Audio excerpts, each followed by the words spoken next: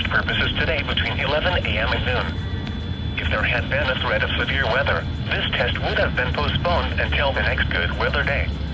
If you are having problems receiving our broadcasts that are not related to your equipment, please call our office at 1-800-267-8101 or send an email to gsp.webmaster@noaa.gov.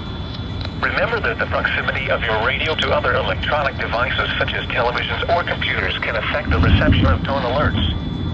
Something as simple as nearby electrical wiring or fluorescent lights may also contribute to a decrease in signal strength. These are the 10 a.m. Eastern Daylight Time observations for the... Nicholas, go! I'm already recording.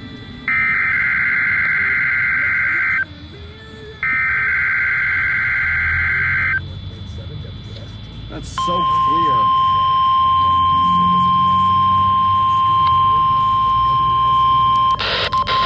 The National Weather Service Office at Greenville-Spartanburg. Weather radio station, KJY 85's public warning system.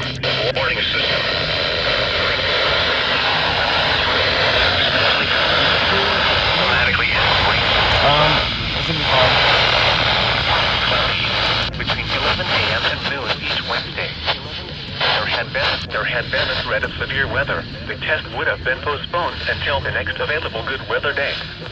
Reception of this broadcast and the warning alarm will vary at any given location. This variability, normal transmitter, can occur even though you are using a good quality receiver in good working order.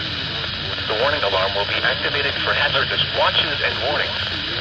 For station WXJ21, broadcasting on a frequency of 162.55 megahertz, the warning alarm will be activated for the following counties in South Carolina: Abbeville, Anderson, Cherokee, Greenville, Greenwood, Lawrence, Newberry, Oconee, Pickens, Spartanburg, and Union. And in North Carolina, Polk and Rutherford. This concludes the No Weather Radio. All hazard. This weather time up.